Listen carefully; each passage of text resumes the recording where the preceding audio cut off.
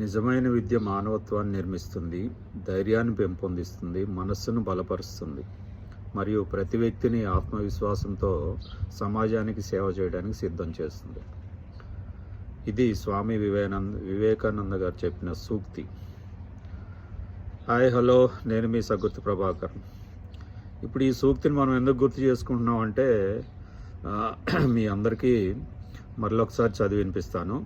నిజమైన విద్య మానవత్వాన్ని నిర్మిస్తుంది, ధైర్యాన్ని పెంపొందిస్తుంది, మనస్సును బలపరుస్తుంది మరియు ప్రతి వ్యక్తిని ఆత్మవిశ్వాసంతో సమాజానికి సేవ చేయడానికి సిద్ధం చేస్తుంది.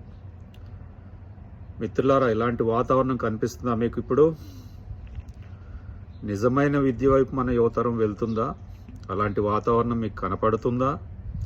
ఈనాటి యువతరం రేపటి భావి భారతం కాదా? మరి ఎందుకు వీటి గురించి మనం మాట్లాడుకోవాలి? ప్రజెంట్గా జరుగుతున్న సిచ్యువేషన్స్ మీరు అందరు చూస్తున్నారు.